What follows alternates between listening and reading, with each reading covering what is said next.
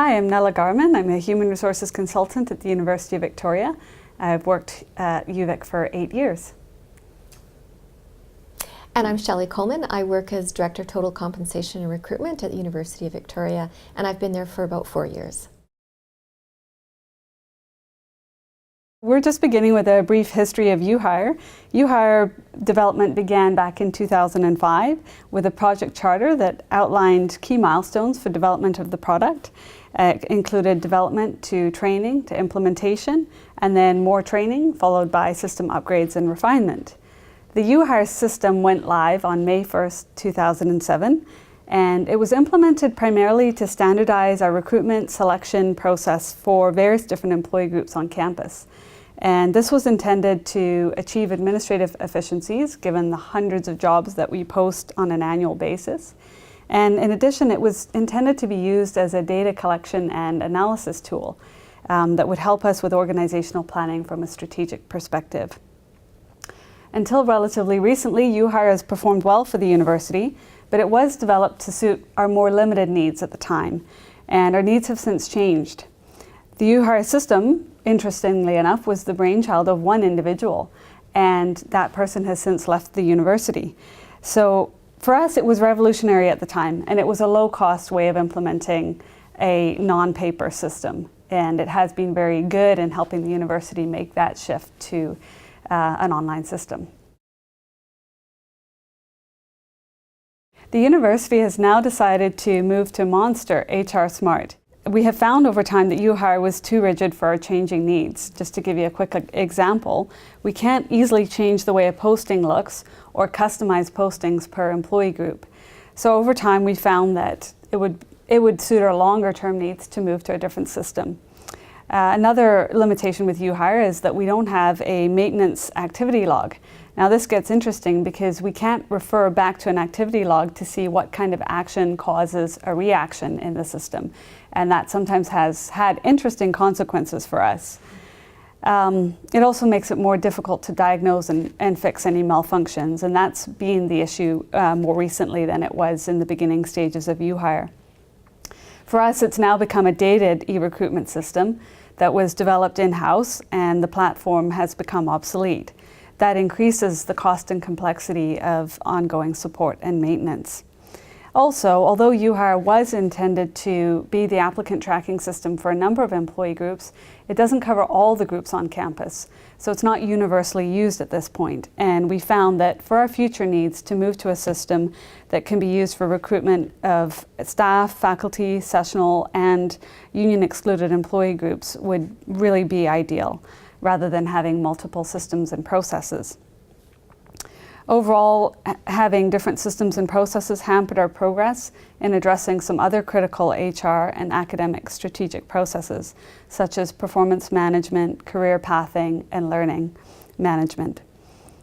So over the past few years, we've gone across the university and talked to many stakeholders and really assessed our needs and looked at, if we're going to do a replacement system, how can we provide a much wider range of functionality? And that's what we found with Monster HR Smart.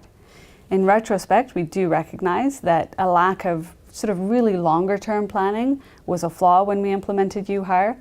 However, we also look back on that as being the system that got us away from paper, and for that it was very useful. So the university undertook a recruitment process review in 2011, and this was to confirm basically that a common applicant tracking system would simplify our processes, support the university's requirements, user training needs, and generally lower the overall cost to the organization through improving our document management and access to recruitment information and data.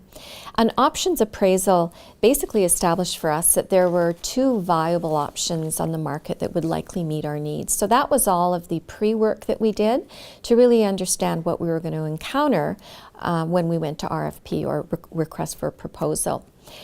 As part of our options appraisal, we established that really maintaining the status quo or trying to maintain UHire just was not at all viable. The environment was no longer, it wasn't supported. Our university system standards, trying to maintain it would have increased our costs, and the complexity of the support and maintenance would have just really put us in a risk situation. So at the end of the day, we decided that we're going to go to a full request for proposal. We reviewed a number of applicants. We went across the university. We engaged all of our stakeholders. It was a lengthy process. It took us nearly a year. And that pretty much brings us up to date to our current implementation process that we're engaged in with HR Smart. So in March of this year, the UHire system began to crash repeatedly and on a daily basis. Our systems team was able to revive it for several hours at a time, but there really came a point that it was no longer viable to continue using the system and more or less patching it together. And we made a decision to close it down, preserve the data, and the new system is slated for implementation later this summer. Actually, September 8th is what we're looking forward to. So as far as the Interm system goes, Human Resources and our university systems collaborated on building an interim job posting and applicant tracking system. Essentially, it's an extremely simple system. It can best be described as an online fillable form and an email system for posting and receiving resumes. It does now require a full-time FTE to manage all of the previously automated workflows, and this happens behind the scenes. So for most of our applicants and our clients, our departments that are recruiting out there, it appears to be a well-working system, but we do have a live FTE that we've had to apply in the background to manage all the complex workflows. A few key features of this interim solution is we have essentially two email inboxes, one that collects applications and resumes, and the second collects job requisition information, forms, and internal department hiring managers' general inquiries. The coordinator of this system organizes and directs the workflows utilizing SharePoint and extensive manual tracking and shadow systems. This goes between our budget department and our client departments on a daily basis. Right now, to date, we are posting on average of 20 new positions per day, so it's quite labor intensive. So come September, what we're looking forward to is, in terms of the scope and what we'll be rolling out initially, key points would be automating and streamlining a lot of our new hire administrative processes. So in terms of the convenience for our new hires and that early orientation, we're going to be able to automate and push that information out, and it will be linked to our current HRIS system, which is called Banner. This is going to create tremendous internal efficiencies. What we're most excited about is the full onboarding functionality. And so we will be implementing some aspects of that capability, and we'll be building more toward that in the future. But initially, we'll have basic new employee orientation. In fact, we'll be able to push information out to new hires before they even set foot on campus, welcoming them, ensuring that they have information in terms of where they can process their ID, coordinate their parking, locate themselves, figure out where they're going to eat on campus. So all of those basic functions of welcoming people before they arrive. Other interesting areas that we're looking at right now will be enhanced reporting capability in the analytics. We will be able to understand so much more about our employees, who we attract, tracking turnover, eventually around, for succession planning purposes, how people move within the institution. That's all to look forward to. As of September, job profiles, absolutely. That's going to be something that's far enhanced from what UHire was able to offer. Individuals will be able to build their resumes, multiple resumes, depending on the types of positions they're going to be applying for at the university, and their own tailored profiles will be in the system. You could certainly say that the early demise of UHire gave us an opportunity to turn lemons into lemonade, if you will. And what that meant for us is it caused us to really drill down into the must-haves from a client perspective as well as from our administrative control point. And this all happened at a very opportune time in terms of system development and decision making with HR Smart. Had we not had the experience at the very time that we were making these decisions, we might not have clarified some critical points with respect to design and workflows in the new system. So that's definitely been fortuitous.